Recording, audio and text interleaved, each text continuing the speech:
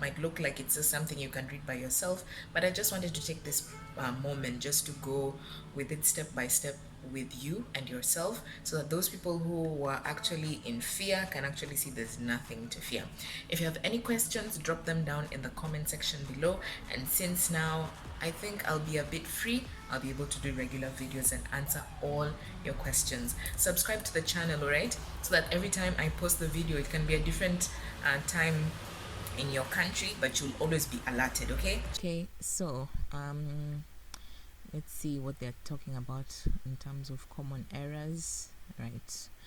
The pre-screening. Applicants must correctly answer all parts of the eligibility pre-screen in order to access the application form. So if you fail there, I'm sorry, you won't be able to proceed. And they tell you that an incorrect answer to one of these questions will result in the applicant failing the pre-screen stage of the application, and we do not want that, okay?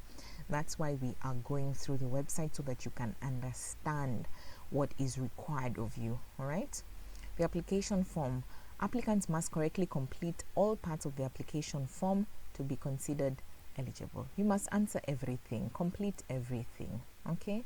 Because you're seeing that they're telling you all eligible applications will be processed, meaning if you're ineligible, you're not going through, okay? So this is something you must do, ensure you've answered everything. And then when it comes to the personal details, applicants who indicate they have dual citizenship from the United Kingdom cannot be considered for an award. All right, so if you have dual citizenship from the United Kingdom, I am truly sorry, but you won't be able to get this award. All right, you are being also told to make sure that the work experience bit has to be a minimum of 2,800 hours. If you don't meet the requirements, just try and think hard. Maybe there are some things you've been doing as work experience, and you've been told work experience can either be volunteer work, full-time work, part-time work, or unpaid internship. Just try and see if you can be able to try and get your hours to be 2,800 hours in total, okay? In total. The other thing is, you're being told about the hours bit is some errors is some of you will not meet the minimum number of hours worked prior to submitting the application, because you see the deadline is November. So let's say you go to 2,000 hours and you still are short of 800 hours. Maybe by the time it gets to November, you would not have met the 800 hours. So that's something that can get you out. And then not entering the correct total number of weeks worked each year of employment. Okay, you have been told here specifically a working year comprises of 40 to 50 weeks. So maybe you have calculated with 30 weeks, and that is the problem. So make sure that you put the correct total number of weeks worked each year. So calculate it with this in mind, okay? All right. And then entering an unrealistic number of hours or weeks worked. Some of you are ambitious. You're thinking, the more I put, the better.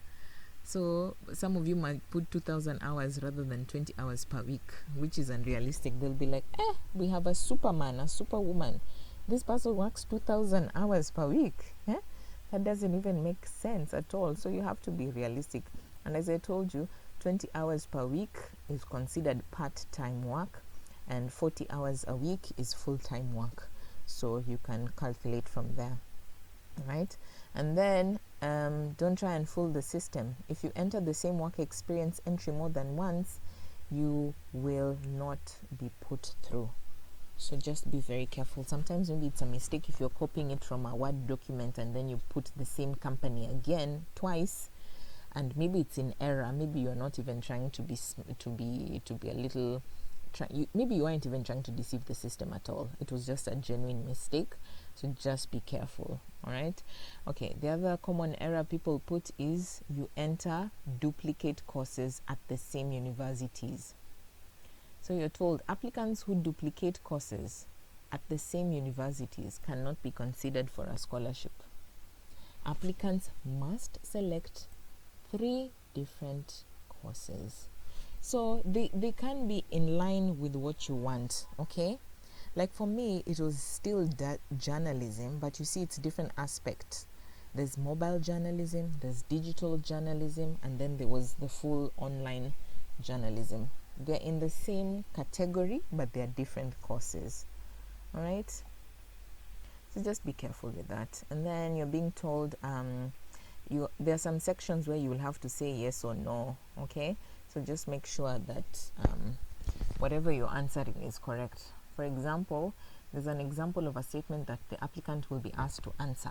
I confirm that I am not employed and have not been employed since 1st July 2017 in a permanent or temporary role in the following organizations: Her Majesty's Government, the British Council, or the Association of Commonwealth Universities. If an applicant answers no, then this indicates the applicant is employed by one of these institutions and therefore cannot be considered for an award.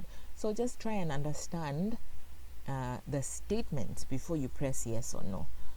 All right, don't rush. Just, you have time. You have like 3 months to prepare for this thing, so rather just be careful and read it over and over again, understand what you're answering before you're taken out.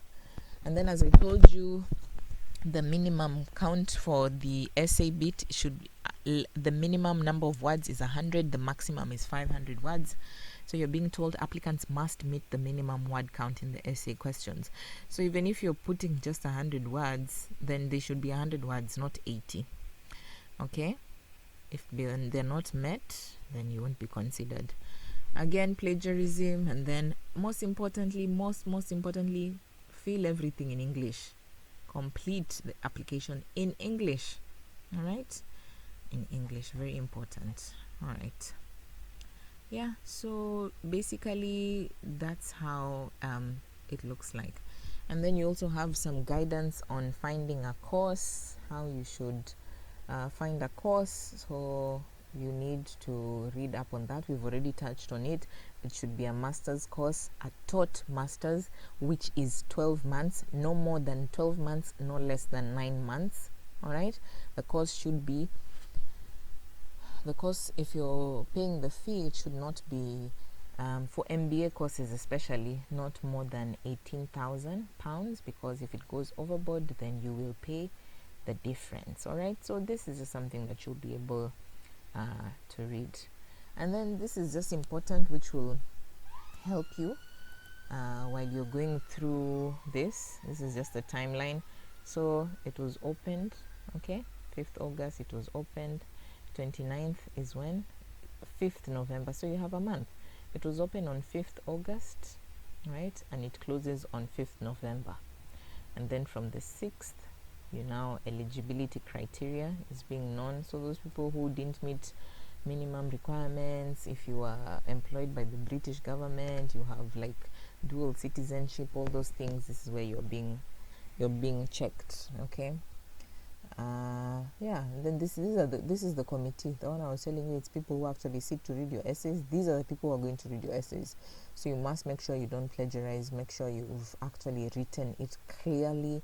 You are demonstrating that you have leadership skills, you have networking skills, your career plan seems tangible and it's in line with the UK government priorities for your country. All right, I'll talk about that in a separate video. And then in mid 2020, as I said there, between March and May, it will be interview time. So this is something that you can actually, you're working towards this to get to the interview phase. All right, and then you're being shortlisted so that you can get into the interview phase. And then once you've been shortlisted, you have until 25th February for your referees to submit, okay, their references of you. And then interview time. This is a fun time. Usually it's a bit tense but fun. And then yay, in June you can celebrate and say I have passed. And then here is you meet your English requirements, okay? You need to have submitted your English tests. You've gotten your unconditional offer, at least one. And then in September, you are here. You're coming to the UK. So it's something. It's a long process, as you can see, from starting in August all the way until September. So you really need to be mentally prepared, and you know, because you're spending all this time, you really don't want to mess it up because you didn't pay attention.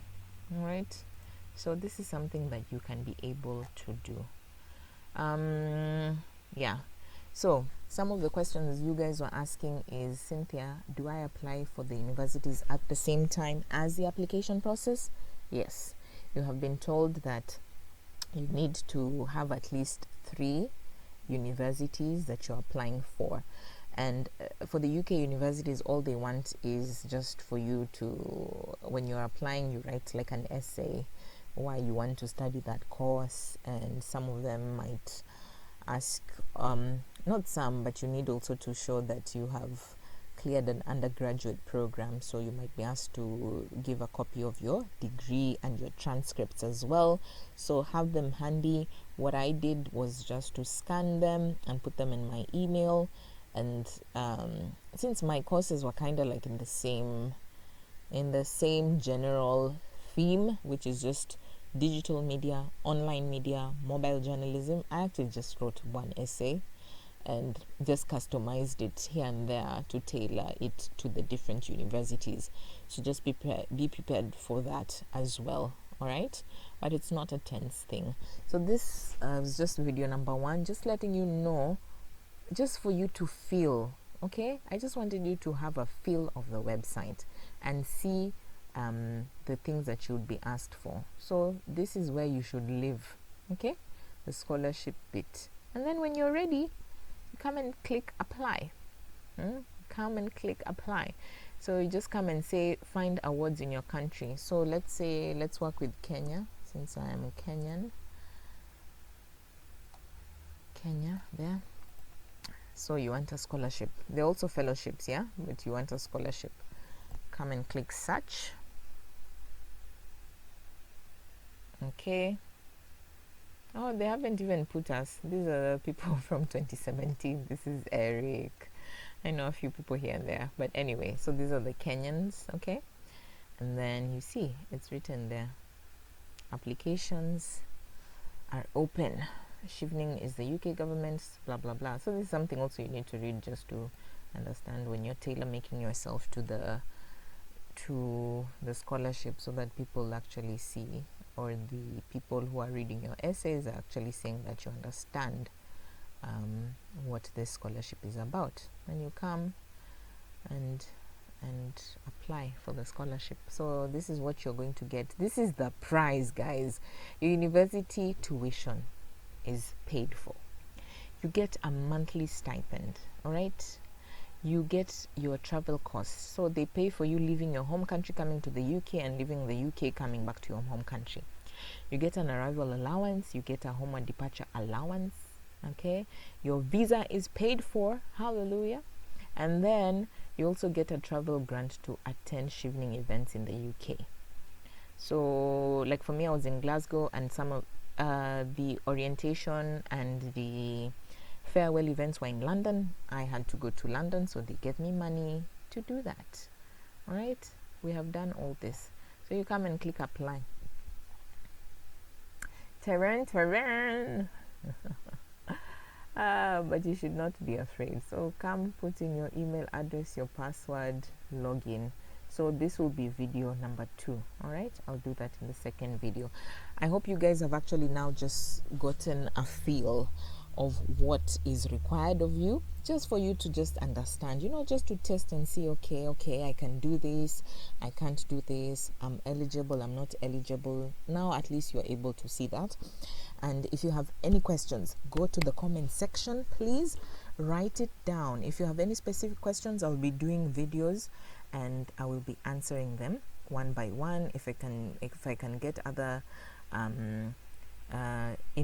additional information, I'll also add it there for you. But this is just video number 1, so that you can just have a feel of it. Okay, so next we will actually do a video on how the application is designed, and then for the next couple of videos is how to answer your essay questions, how to just present yourself in the essays. Okay, thank you so much. If If you like this video, please click the like button and also just subscribe to this channel so that you can be notified every time I post a new video.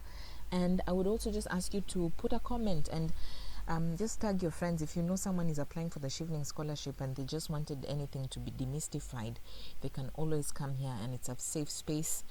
Ask all those questions and we will help each other, because information is power. And as I told you, live in this website. Go and read, know the information that you need to know from this website, top down. Okay, no worries, guys. And you can follow me on my social media pages. It's at Cynthia Kimola on Instagram, at Cynthia Kimola on Twitter, and here on YouTube as well. Thank you, guys. God bless, and know that you can do it. Bye bye.